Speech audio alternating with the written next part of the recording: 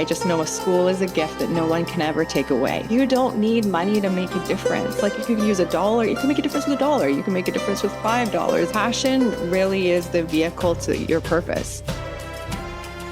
This is the Transformational Life Consulting Podcast with Deepa Grandin, MD, where Christians like you get the practical support and tools you need to build your spiritual, mental, and physical well-being, and to guide you on your journey to health and wholeness based on evidence-based science and God's Word. I am your host, Dr. Deepa Grandin. The title for today's podcast is Passion and Purpose: Keys to a Happy, Healthy, and Long Life. Passion and purpose are very important for staying healthy mentally, emotionally, and physically. They help people handle stress and tough times better. But you might be wondering, what exactly does passion and purpose mean? Because it can mean different things to different people.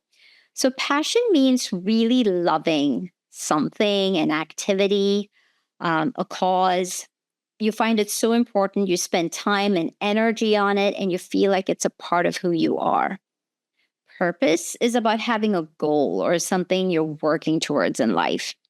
Harvard Business Review says a third important piece is value, knowing what matters most to you. When you know your values, it's easier to find your purpose and follow it with passion. Studies, especially by a researcher named Robert Vallerand, showed that a kind of passion, which we call harmonious passion, meaning you have self-control while you follow your passion, it helps people deal with challenges in life and stay calm under stress. It even helps your heart stay healthy in stressful situations by keeping your body calm. Having a positive attitude and a clear purpose makes you stronger and healthier. Today, we are very fortunate to have Amy McLaren. She is an entrepreneur and founder of the charity Village Impact. She's going to talk to us more about this topic. She is the author of the book called Passion to Purpose, where she shares her journey of living with passion and purpose and the lessons she has learned through life. If you haven't read the book yet, I highly recommend checking it out.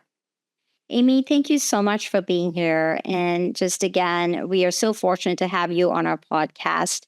In your own words, can you tell us a little bit about yourself and what inspired you to pursue your passion and purpose in life? Yeah, well, thank you so much for having me. I'm excited about our conversation today and to share more. So, as you heard, my name is Amy McLaren. I am a philanthropist. I always say that word wrong. Philanthropist. I'm an entrepreneur. I'm a mom of two. I have two wonderful kids. One I adopted from South Africa when he was little, and my biological daughter, Marla. And yeah, I've always been a passionate person with multiple interests. So I like to call myself a passionate entrepreneur that way. But I wasn't always like this. I mean, I started teaching. I actually taught for 10 years of my life in my first part of my career. And I would say I liked it, but I didn't really love it. I would come home every night and think about traveling. I would think about starting a business. And then I would go to school the next day. And that went on for quite a long time. And I think I just reached a point at the end where it wasn't filling my bucket anymore. I began to feel really stuck in a box and not being able to move and not being able to take holidays when I wanted to or travel when I wanted to, and not having the time to do some of the things that really did light me up. So I made the transition to an entrepreneur, but that journey and that in between was a little difficult at times. I struggled a bit because my identity was, I think, so wrapped up in being a teacher. It was hard to think of myself as an entrepreneur. So I kind of went through that a little bit, but it was definitely worth it to what I do today, that way. Yeah, I think your story is highly relatable to a lot of entrepreneurs to take that risk. You sometimes have to leave your old identity to find that new identity, but it's so worth it, right? You know what's funny? When you do take that jump, I had so many people say to me, well, I knew you were going to do that. It was obvious that you were going to leave teaching, but I think it's so hard for us to see it when we are in it. And then there's, all the other thoughts I had of, oh, but it has benefits because being a teacher in Canada, you have amazing benefits and the pension plan and all those other things that you keep referring back to. But definitely worth it. Absolutely. Yeah. And I mean, just reading your book, one of the things that really was highlighted to me is how many people you were able to help. So taking that risk is not just for you having this new identity and feeling good about yourself, but how many people you actually helped by making that jump, right? So, I mean, really, that I think is something to be applauded. And in line with that, you can tell us a little bit about one of your journeys to creating Village Impact. You can tell us a little bit about why it was founded, and when did the idea come to you? Yeah, for sure. So I founded Village Impact. I used to say over a decade ago, but it's actually longer than that now. My husband pointed that out to me this morning. He's like, Amy, it's like 15 years ago. So it was actually many years ago. But I started that because I've always had a passion for giving back. I was very fortunate growing up in the UK. I don't sound like I'm British now, but I was actually born in the UK, lived there till I was 10. And my parents would always travel a little throughout Europe a little bit. And then my mom would always have strangers over for Christmas dinner if they didn't have anywhere to go for Christmas dinner. We were at soup kitchens. Like we always were giving back as a family in different ways. So I think that whole giving back has been kind of within me since I was very little. So when I was in my 20s and I began to travel more, volunteering at refugee camps, living with Thai families in Asia, doing all kinds of different things, I just saw how far $1 could go and like what an impact $1 could make on somebody's life, on the community. So that had always stayed with me. And then as I was going through teaching, one night, years ago, I said to my husband, I said, I really want to do kind of what Oprah does. And at that time, we were watching Oprah's Big Give. I don't know if you remember that show, but it was years ago. Yeah, and you would watch it and she would go into these communities and transform the lives of so many people.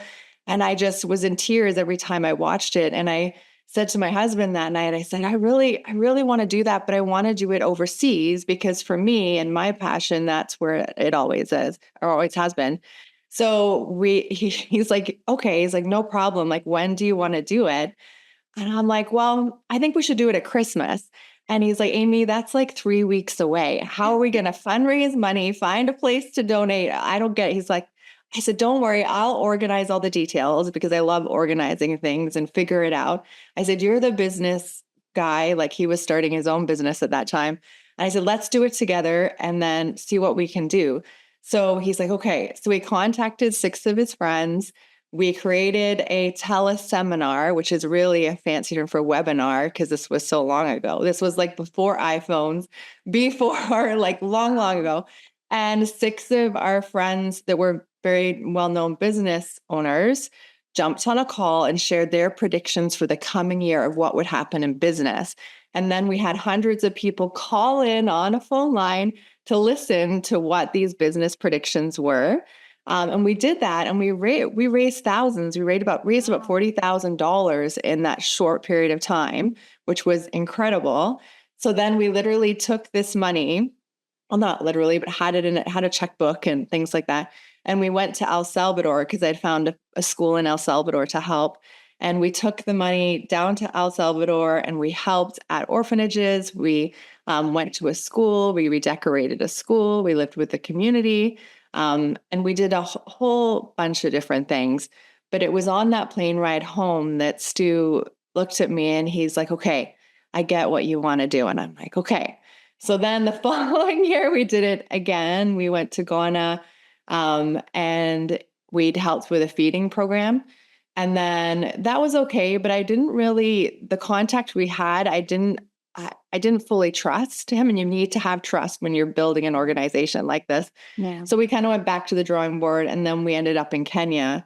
And I said, in Kenya, I said, I want to build a school because to me, a school, leaning back to my education background, I just know a school is a gift that no one can ever take away. Like going to school, getting your degree, getting your high school diploma, like it's a gift that no one will ever take.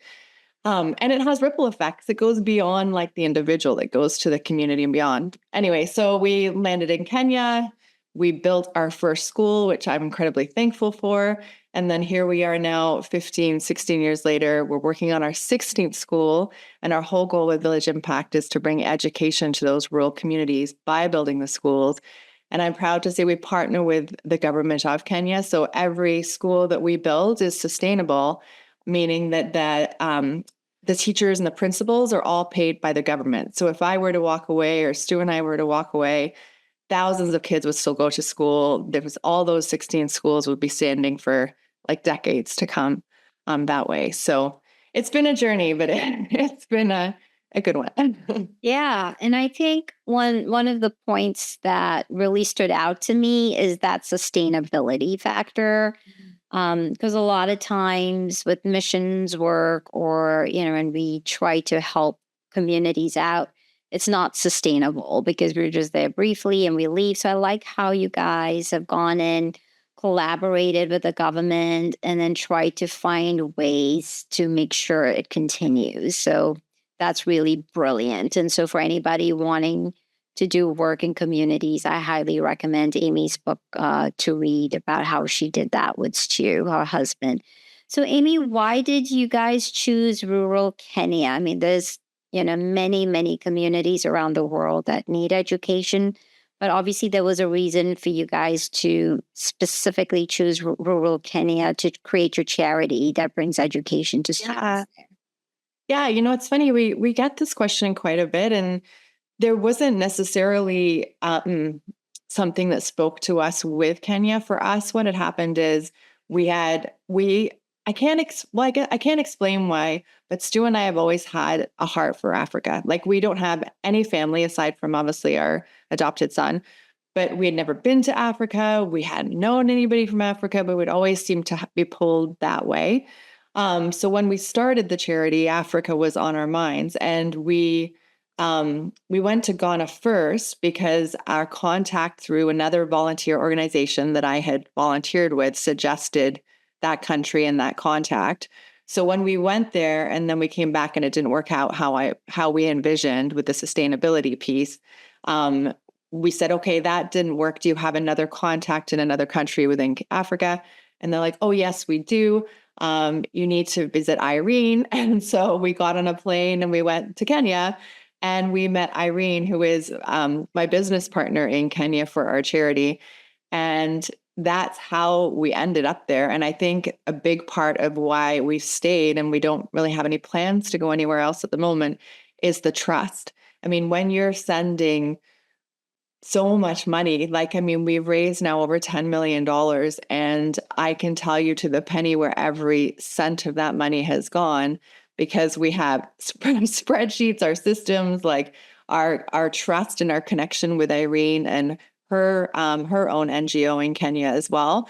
Like we collaborate together, and she really is like someone that I trust with my life. I mean, I've traveled with her outside of the charity, but you really need that when you're doing international work like this. If you don't have the trust, it's impossible to do what you do. And I mean, I think it comes with running a nonprofit or even running a business. Like I'm responsible for all of the donations that come in and ensuring that they go to the programs and making sure that they're used wisely. And you need people that you can trust to do that with. So that's why we ended up in Kenya at the end, and why we've stayed. Yeah, that makes total sense because Yeah. you hear all these horror stories about, you send the money and it's just being used for the wrong reasons. So yeah, that makes total sense. Having the right person to collaborate with and you know exactly where your donor's money is going. That's also like a responsibility, like you said, on your part. Yeah. That's really amazing that you're able to partner with somebody like Irene. And I remember reading about it in your book as well. Yeah.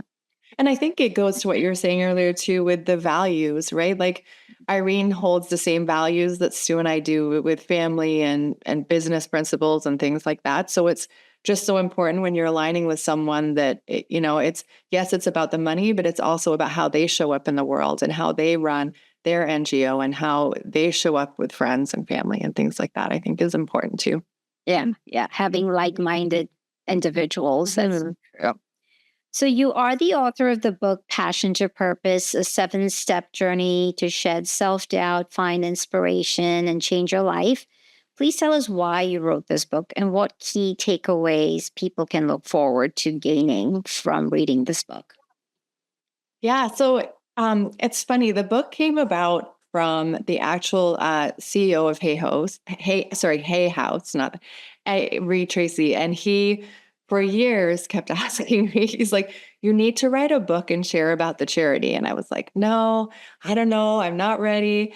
And then I'll never forget. I had someone come up to me after speaking at an event, and this would happen quite a bit, and still does, where people come up and say, I'm really inspired by what you've done and how you've built this charity, but like I can't do that at the moment because I don't have a business or I don't have that much money saved or I don't have the time. And to me, I wrote this book for people like that because I really, really believe that you don't need money to make a difference. Like you don't even, or if you could use $1, you can make a difference with $1. You can make a difference with $5. It really doesn't matter. It's how it's using what you're passionate about to then do more good in the world. Like passion is like your vehicle to do more good.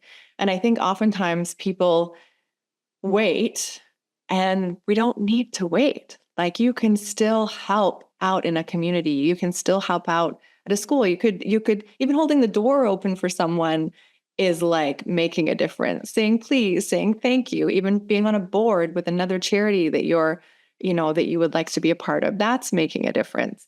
So for me, I wrote the book to, inspire people to think kind of outside the box of philanthropy and giving back. And there are creative ways to give back. And it's also a journey, and you learn along the way as you're kind of living that. So that's who I wrote it for. And again, just to show people too, like I did start as a teacher, but what you start at in your career, you can change. And there's so many different paths you can take that it doesn't mean where you started is where you'll finish like your career in 20, 30 years. It can change. Yeah. So that's primarily really from who I wrote it for. Yeah. Yeah. And I mean, when I read your book and I like the examples you gave about how at Christmas time you try to do like a good Samaritan or kind of like Yeah, be but surprise gifts for people and pay for people's yeah, coffee. And yeah, yeah, those are really there's creative just so ways. much there's so much beauty in that. And I think sometimes those little things get kind of not tossed aside, but just oh well, that's it. But it can change someone's day. Like we've done before where at Christmas time we'll do the grocery one where you pay for groceries behind, like you're standing in the line and you pay for the groceries in front of the person, but they don't know it's you. And then they get their groceries paid for and they're like, oh well, it's who was it? Or I just want, and you can see it's just like such a relief for some people to have someone pay their groceries, right? Or Yeah. I don't know. There's just so many things that you can do. But saying that, it's about giving back. But another part of the reason why I wrote the book too was the passion piece. It's like make sure you're following what you love or lights you up, and it doesn't even have to be like as your full-time career. If you're doing it once a week, or if you're doing it, it just has to be installed somewhere in your lifestyle, if you will. Yeah. And I remember attending this business conference, and one of the things that stuck in my head was don't wait for perfection. Just do it Oh, sloppily, just do it. That's pretty much it, right? Because we can yeah. overthink and have analysis paralysis and just not do Yeah. anything. And I think we can say the same thing with following up passion and purpose. Just do it. You Mhm. have to start somewhere. And like you're saying, just do it once a week or once a month or whatever you feel like you're capable of doing. So I think, yeah, and I love the fact that that's the reason why you wrote the book, just to help people get started. Yeah. So on your Facebook page, you tell your readers not to ignore their dreams, especially when leaving a mark on this world. So a challenge I personally had with a lot of my clients is that they have forgotten to dream. And, you know, and they need clarification on, oh, really? Yeah, like I can really do what I absolutely love. Now, wait a minute, what do I love? Because no one's Yeah. really spent the time to think about it. So, what kind of advice would you give someone who's completely forgotten how to dream and they don't even know what they love anymore? Yeah, for sure. I think it's more common than we think, right? I think it happens a lot, especially being a mom. I mean, I have two not young ones anymore. I mean, they're 13 and 10, so we're getting up there with our kids, but they're still, you put so much into your kids and their sports and their activities and ensuring they're on the right track that sometimes you kind of forget about yourself. So what I've suggested before to people is, first of all, taking the time, like, and I know this sounds like really like everybody's saying it, but it is so true. And you have to put time on your calendar to think about this or to participate in an activity that you love and intentionally take the time. Another thing I've done before is encourage people. I like to call it a passion timeline, and it's super simple, but all it is you like draw a straight line and you put your like when you were 10 to when you were 20, and you kind of go every 10 or 5 years, and you go back to like the days when you were a teenager or the days when you were a kid, and like, what were you doing? What are some of the things that you loved? And not all the time does this work because you can change and you don't enjoy the things.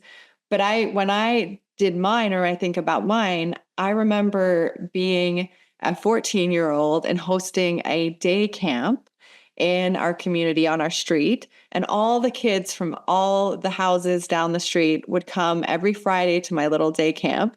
And I would organize it and make the money. So I think my entrepreneurial side was coming out a little bit. And then I hired my brother to take video. And in those days, it was like the big video, not on the phone, right? It was like the big VHS. And he would take a video and produce a video that I would later sell to the parents of their summer camp experience as like an upsell or a sale to make some extra money from that camp. So those are like some of the things I did, and I made wreaths and different things. But I encourage people to go back on that timeline and just kind of be in that moment. Like, what were the things you were doing? And then kind of try and incorporate one or two things back into your weekly schedule, if it's dance, if it's art, whatever it may be. And then if that doesn't work and that's not what you're passionate about, I've had people completely try something completely different, because I think this is an opportunity for you to grow as well. Because now more than ever, with the internet and different classes to try, there's so many different opportunities out there that you can get involved in, whether it's arts or social activities. So often diving into something completely different that you've never done before, I think pushes us out of that comfort zone, but also sparks some creativity for what might be something that you could be interested in. Yeah, I think you've touched on something very important, which is reconnecting with yourself. Mhm. And yeah, and children are brilliant when it comes to dreaming and wanting to be something or someone. And Yeah, sometimes we forget that child because, like you were pointing out, all the responsibilities. And then we just go into the mundane of just living life and in yeah, surviving mode instead of thriving. Um, exactly. and yeah, and then Yeah, reconnecting with yourself. Yeah. sorry. Yeah, and what I would say, like, and I talk about it in the book, is there's so much importance in this as a role model for our kids. Like, I want my daughter to see what's possible for life by her watching what I'm doing and what's possible for me. So when we're going out there and we're trying and we're talking about things that we love and we're taking the time to do that, or seeing us go on a date with our husband or partner, or going out with friends, like trying things and failing, like all of these things are just so important for our kids to see. Like, we're modeling those every day. And I want my daughter to see what's possible for life by her seeing her see well, sorry, her watching me live mine and, the mistakes I make and then how, and the wins I have are all important too. Yeah, that's so beautiful. That actually brought tears to my eyes. Yeah, because it really matters how the next generation view the things that we do, and it needs to be inspirational. Because yeah, my parents, especially my mom, wasn't also an entrepreneur, but I also see things that she did out of stress instead of just enjoying the journey. And so instead of my kids looking at me and going, oh, I definitely don't want to do things that way, I do want to do things the way my mom did. I think that's definitely a better legacy to leave behind. And the next generation, inspiring them to be better than you and to achieve more. I think that is a huge win. Yeah, they're watching every second of every day of every Yeah, for sure. So, Lady Strength is another initiative of yours. Can you tell us the backstory of that initiative? Yeah. So, Lady Strength came to be because I had left teaching in my career and I was really missing the community. That was one thing when and still today I'm still in touch with the girls and the guys that I taught with. But I really miss that kind of camaraderie in the staff room a little bit and having that community. So I started to invite friends over for coffee more, and then that turned into like 5 or 6 in my living room and talking about business ideas and chatting.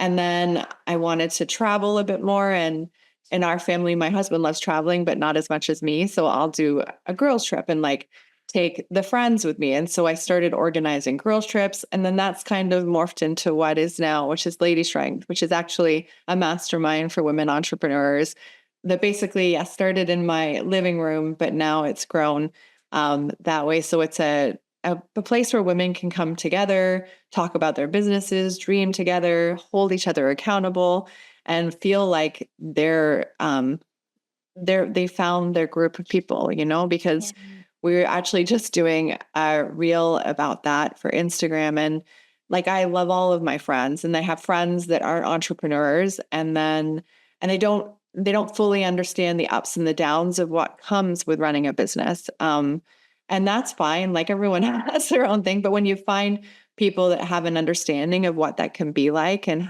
how lonely it can be when you're kind of running a business. So yeah, Lady Strength is a mastermind for women entrepreneurs. And I've dabbled in adventure trips I did before COVID. Done, I've done one personally, but I haven't done one for the company since COVID. It's on the radar to do, but I organized an RV adventure trip. And so we had 8 women and we drove down the coast of California. And when they applied to be part of it, it was like an RV mastermind. And when they applied to be part of it, my requirement was that everyone had to drive the RV. I didn't want anybody coming that didn't want to drive because to me, like a whole part of Lady Strength is doing things that are difficult and working through that. So I turned down a couple of people because I'm like, I can't. Like, if you're coming on this trip, you got to be willing to sit in the driver's seat and drive the RV for part of the trip as part of the opportunity. So I do, adventure trips and mastermind, a place for women to connect. Yeah, that sounds really fun. Wow. And then you're pushing people's boundaries too. So that's, yeah, I'm sure a lot of And it was hard. It was interesting because you sharing the RV, there was 4 girls in each RV. And so for some people, they would be like, no way. But traveling with 3 women you don't know and sharing an RV and living in tight quarters is also not for everybody either. But I'm a bit of, yeah, it was fun. That's good. That's good. So often it takes time, like you had mentioned, to identify and stabilize our values, our passion, our purpose. Why are these changes crucial to recognize and embrace? How do these matter when trying to pursue a career choice? Because you did mention that about changing, from teaching and things like that. Yeah, I think they definitely matter in that you're going you've got to listen and be flexible to what you're doing and adjust to different times. And when I think about changes, I think about COVID and Lady Strength. And, we were doing in-person stuff and then everything stopped. And then we went to virtual. And then truthfully, I kind of lost my passion for it because I like virtual, but I'm definitely an in-person experience creator. I like to be in person in the moment. I like all the feels that comes from an in-person thing. So I didn't have the passion for it. It's just now in the last year that it's kind of come back up again because, well, COVID's been over for a while, but I feel like I'm getting back into those in-person experiences. So I think just leaning into what's happening in your life and the challenges and the ups and downs as you think about the career and the passions that you're doing is helpful. Okay. So, would you say there is a direct correlation then between the level of commitment and one's passion? How are the two connected? Yeah, I think so because if you're more passionate about something, you're going to want to do it. I mean, I think about my my daughter is an equestrian rider. She loves the barn. She loves riding. She's at the barn probably 4 times a week, and she's got a little part-time job where she cleans out the stalls and cleans out all the horse poop and does all of these horse barn chores. And at home, she has chores and stuff, but like every teenager, I feel like there's always complaining. But you put her at the barn cleaning the most dirtiest stalls or helping out with the horses, or like we were there last night and it was like -15 and it was so cold. And she was the happiest girl alive. Like that's what she really, really, truly loves. Great. So I think that they are connected because it's more of a commitment to the cause or to what you're looking for. Yeah. I was recently at a Tony Robbins event, and one of the questions was, what are you so passionate about that you're willing to push through, any hurdle that might come your way or stressors that you might face? And then I had to think about that for a minute. And Yeah. and it's so true that when you, like your daughter, the stinky poo is not a hindrance because she likes that environment and she likes riding the horses. Yeah. And so she's able to look past all of that, and her love for what she does helps her to look past all of that. Yeah. And I think, when you're committed to something you truly love and believe in, yeah, the hurdles and the difficulties, they don't even seem to matter or not No, matter it's as much. you yeah, you definitely work through it. It's funny, it makes me think of we in our charity, we actually just did a pretty significant purchase at the end of the year last year. We purchased a property in Kenya, and it's a place we're using as an office, a slash Airbnb, and place to host our teacher gatherings and student gatherings at this property. And I saw it, we've stayed in it forever because when I'm there, I stay with my team there because it's very central to all of our schools. And the moment I saw it 7 years ago, I was like, I want to buy this property one day because there's so much potential for it to be a place for tourists to come and another way to raise money for the charity aside from what we're doing. So I really believe in having multiple buckets of income, right? So it would be an income generating property as well as serve the needs of our charity. Anyway, and that was 7 years ago. But this year, the owners asked if we wanted to purchase it. And we didn't have all the funds. So I had to get creative on raising the money. And we did. But I tell you, that year, the year of the ups and the downs, and talking to the lawyer, talking to CRA, talking to like the owners, because the house was actually owned by 5 siblings. So you can imagine 5 siblings, 5 different families wanting all these different things. So that was a bit complicated, but there were lots of tears and then lots of moments where we thought we'd completely lost it. And then we finally closed on it this year. And now it's up and going. And that was hard. And what allowed me to get through that was, like you said, and holding that vision close of what it can be, and constantly remembering and reminding yourself that why you're doing it, but what the end goal is. And that did help me get through it. But man, um, it was tricky, and very emotional, but we did it. And now it's great. We've got it fully rented. We're putting it up on Airbnb. Our team is happy with the office space. It has lots of potential. So I'm excited for it. So congratulations. That's pretty Yeah. amazing. And Yeah, it was. Sorry, go ahead. I'm sure you came out of it stronger, emotionally Yeah. and mentally more resilient. So yeah, a lot of gains. Yes, absolutely. A ton of gains. It's like you said, it's always just holding the space and believing in it, because along the way there will be people that don't believe in your vision or think you're crazy or think, like, for us, like, well, why do you need that? And but it's a long game, right? It's not the short-term game I'm looking at. Like, that property is a long-term investment, and I can see potential in the next couple of years. I mean, we've already succeeded, like, we've already passed what I had envisioned for the end of the year. So and I'm excited for that. So can you tell us a little bit about how is purpose different from passion and how can one find their purpose in life? Yeah, I think it goes back to what you shared earlier too. Like, to me, passion is like all the things that light us up and get us excited. Like my daughter at the barn, that you don't even have to ask her. Like, she'll just wander up and do her chores there. But I think passion really is the vehicle to your purpose. Like, I really believe when you're in that state of your passion and doing something that truly lights you up, you can use that to do more good in the world. So to me, that becomes your purpose at the end of the day.